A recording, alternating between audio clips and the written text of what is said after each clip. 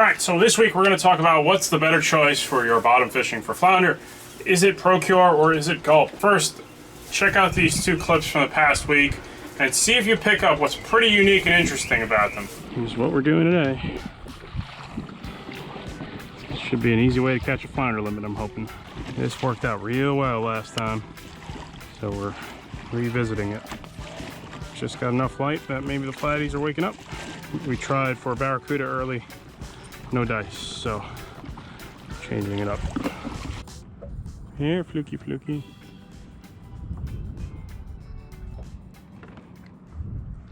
There we go. Oh, come on, man. I think that was a fluke.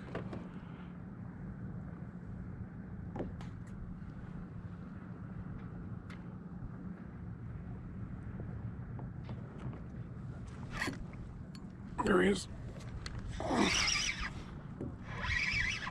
There we go.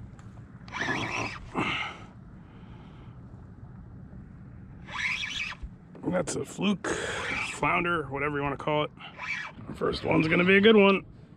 Oh, shit, Carolina mat.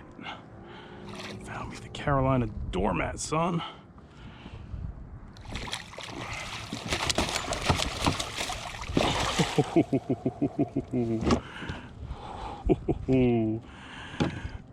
That's a solid fish, man.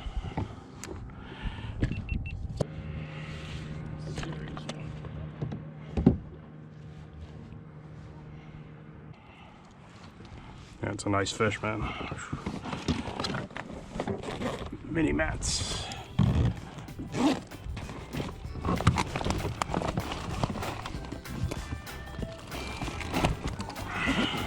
Firm believer now in this stuff. Just get it in these little joints in here.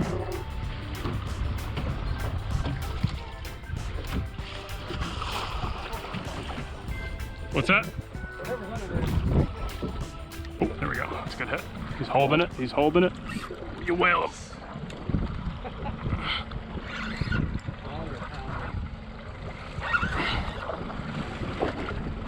You just wait, and then he comes up.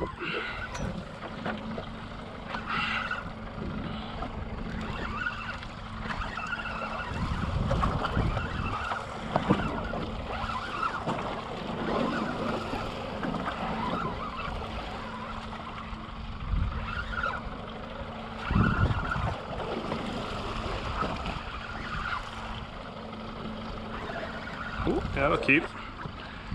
Ooh, that is a nice one. Head first. Damn, nice fish, dude. It's a real one.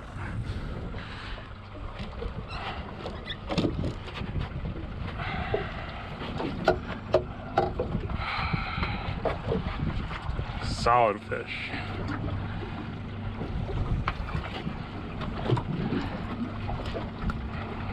Go. Let's give him a measure. Sure, he's like 20, 21.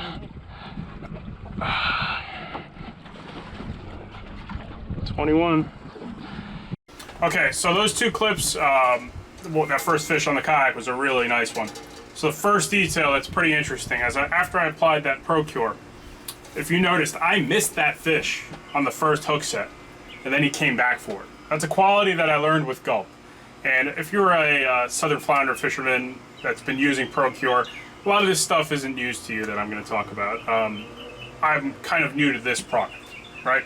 And I've been using it for a week and change, and I found it very interesting and very different from the Gulp product, which over the years has brought me great success in my fishing. And I'm not knocking on it, but I kind of turned a blind eye to other potential replacements or things I can use in certain situations. And this has been the biggest game changer for my personal fishing since this.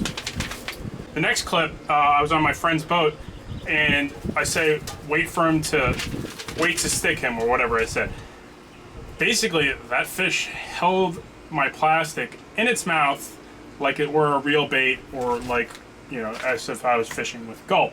That's the second most interesting observation out of those two clips, besides being good quality fish overall. So, to me, what's the big deal about, okay, you can put this on a bait versus fishing with this? So over here, I've flounder fished a lot of different parts of this coast at this point, and for both now, I'm very new to southern flounder. I'm not an expert at it. I like fishing for them. They have some very similar traits to summer flounder or fluke, but they aren't identical either. But they both hit kind of similar baits, and they do have a lot of really similar patterns, so keep all that in mind. To me, the biggest difference that ProCure is allowing me to change my fishing style, it lets me fish any profile for the situation at hand. So I can apply this ProCure to a profile with a lot of action that's large, has a big swing, sinks well in the water column, you know, and this is what I'm applying it to in a situation that I've got lizardfish and pinfish, etc. If, for example, I'm surrounded by bluefish, I can use a TPE thermoplastic and not get my plastics shredded up by bluefish. In that video on Tuesday, that trash fish situation was mostly pinfish and croaker. And it's giving me that flexibility, while Gulp, for example, it works, but you have a limited selection of profiles that you may not need for the situation at hand. So for example, if you spent a lot of time with Gulp over the years, thin tails, yeah, they get worn out. And sure, people have come up with a lot of alternatives. Gulp otter tail combos come to mind.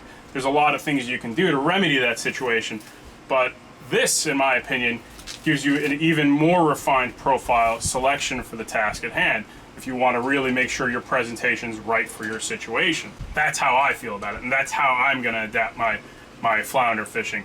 I also live in an area where a Gulp otter tail combo, for example, wouldn't be the best choice to catch a quality redfish that might be mixed in with the flounder.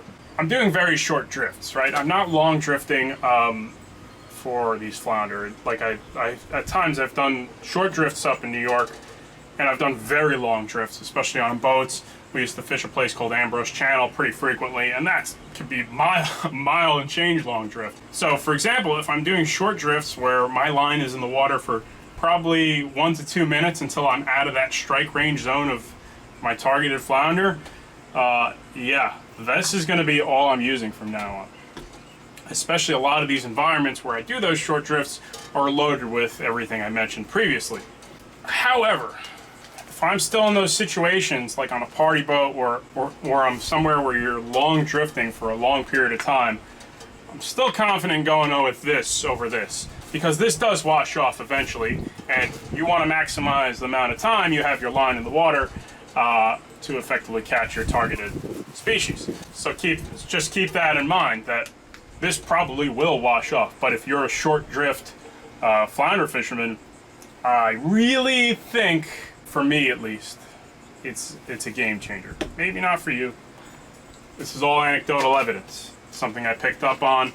I have a fair amount of flounder fishing experience, but you know, by no means I'm a kayak fisherman, so it's a specialized type of experience. I have to fish a certain way, work a certain way for my fish. I'm not a boater, and it's, you know, I present myself with my own challenges. But being a kayak fisherman over the years, you pick up on certain details because I have to work for my fish very hard to catch my fish. So when I pick up on details like how long are the fish holding the bait, how I'm jigging, etc., these things I do really pick up on over the years, especially to successfully catch large flounder where your opportunity is limited. A kayak is a limited platform. So the formula, okay, let's take a look at these two. This is one that a lot of people have recommended to me. This is what I've been using and grabbed off the shelf as my first my first go. So let's see how they look. So here we go. So how am I applying this stuff? I'm just putting a smear of it on my plastics, right? So in the video I was putting in, these are my paddle tails I use for stripers. You saw me just kind of smearing it into these slits where you get the swing out of the paddle tail shad. Yeah, and it just a little drop, rub it in, that's all I've been doing. Maybe there are some tricks guys would like to add to that. So if you haven't seen what it looks like, see, it's like a paste. It's very thick consistency. This is the Menhaden one. Oh, and yes, it smells like bunker. It's not a liquid or thin liquid. Now it'll pin into any sort of plastic for a couple moments. So that's the bunker one. I have not checked out this yet. I want to see if it's kind of the same consistency or color. Oh, I will smell it on camera too, right? All right, so it's just a little darker shade. Same consistency as this one. This has far more of a licorice smell to it. This smells like the real deal bunker. So does it make a difference? Let the people with a little more experience than me comment on their, version. I bet you both are going to work probably equally as well. I think the more important thing here is that you can fish any profile that the situation calls for. If you need durability because you've got a lot of trash fish, you can do it. If you want the best action, you can fish whatever plastic. I'm just showing mine, man. This is what I own. If you want what in your opinion, it might be the best action plastic-wise, you can fish that now. You can fish different jig heads, different hook sizes. You can fish for any situation as long as, in my opinion, the drifts are relatively short.